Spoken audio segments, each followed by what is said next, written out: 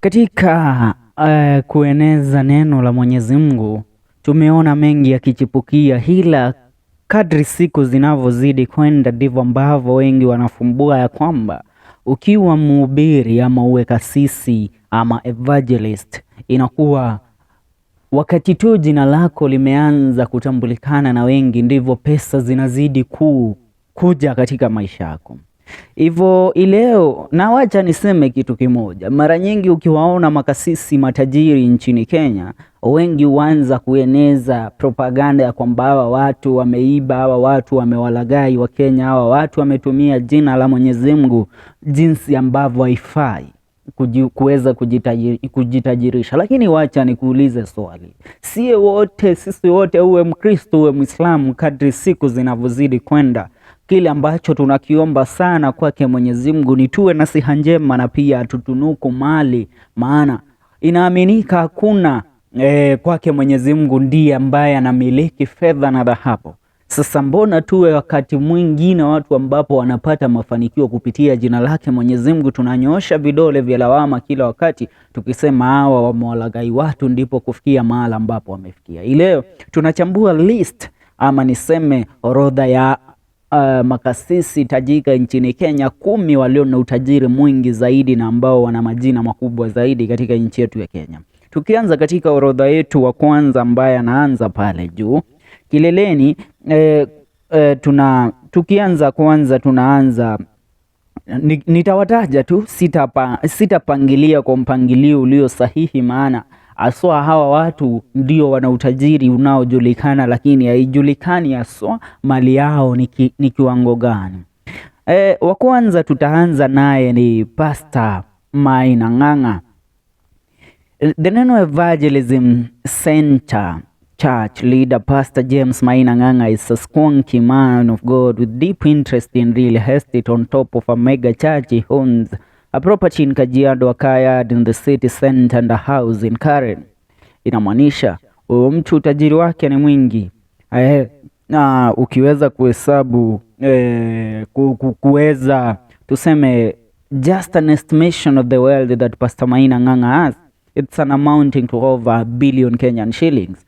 Tukitokea kwa kasisi Pastor Maina Ng'ang'a, anafuata pale ni Pastor Ezekiel Odero, born and raised on Rusinga Highland in Homa Bay County. Ezekiel Odero is a money mover as much as the gospel. He is presently a renowned nyota preacher in the New Life Prayer Center associated with Pastor Paul Mackenzie of the Shakahola. Ezekiel anamiliki nini? Anamiliki shule ya The New Life International School iliyopo Kilifi. Anamiliki kanisa la The New Life International lililopo Kilifi, na pia ana branches tofauti za kanisa lake nchini Kenya. Pia ni mtu ambaye anajenga hoteli la kitaifa kule katika mtaa ambao anaujenga pale Kilifi. Anamiliki mali nyingi sana. Ukihesabu utajiri wake pia utauhesabu hapo takriban milioni 500 za Kenya, just estimatingly, lakini huyo mtu ana mali kuliko yale ambayo tumeyataja hapo. Watatu tutamtaja hapa ni anatambulikana sana na wengi nchini Kenya, Prophet Dr. David Awuor.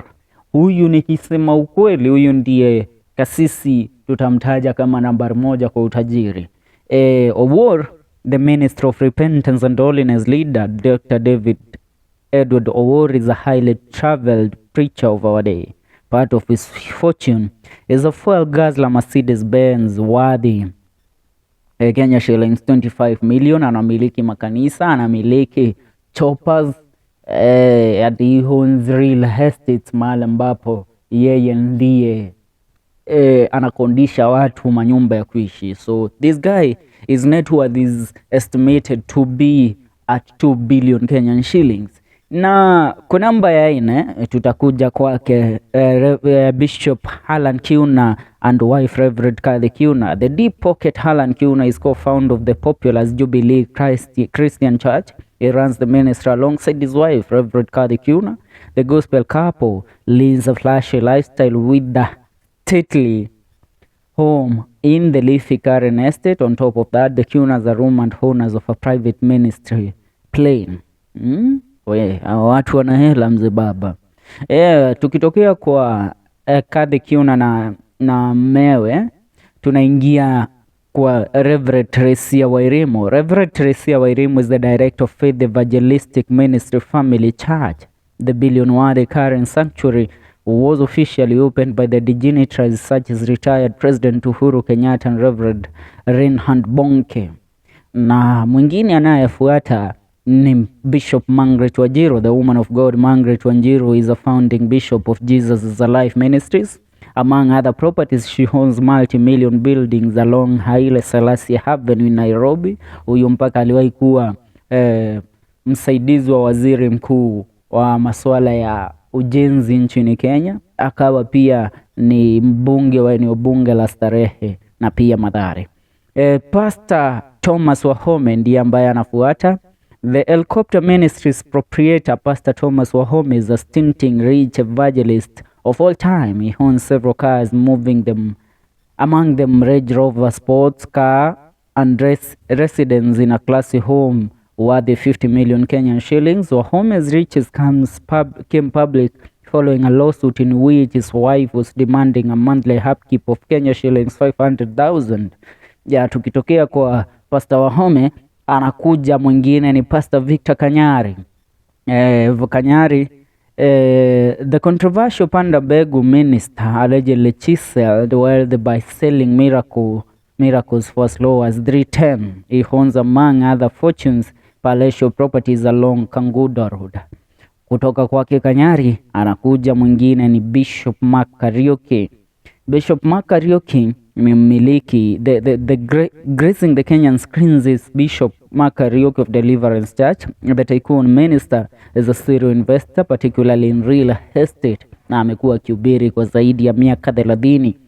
Na wa mwisho huyu naye atumtaji kama makasisi, pia ni kama wanafanya biashara, na pia mtu aliyetajwa katika scandal kubwa kuwahi tokea katika Jamhuri ya Kenya, mtu ambaye alitajwa kuwahi kuifilisisha nchi ya Kenya enzi za Rais Mzee Mwai Kibaki. Jina lake ni Brother Kamlesh Pattin. Alipata kuigura nchi ya Kenya na kuhamia katika nchi ya Zimbabwe, ambapo katika expose ama kuweza kuanikwa imajuzi na Al Jazeera, Kamlesh Pattin bado anaendelea na biashara yake ya kuweza kuuza dhahabu na kuosha pesa za serikali ya nchi ya Zimbabwe kama alivyokuwa akifanya katika nchi ya Kenya miaka ya enzi za Rais Moi na Mwai Kibaki.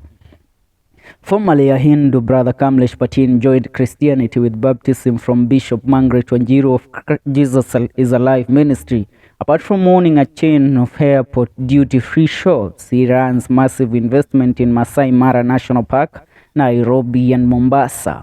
Huyu utajiri wake ukisema ni kutaja unaupiku ule wa rais wa sasa wa Jamhuri ya Kenya William Ruto. Maana huyu mzee pesa alizowahi kuziokota katika scandal ya Goldenberg bado hajakamilishana nazo. Huyu ni mtu ambaye anaestimatiwa pesa za nchi ya Kenya zaidi ya bilioni 100. Kwa sasa ni hayo tu. Pata kusubscribe, tuungane kwenye video zetu zijazo. Hii ni FK.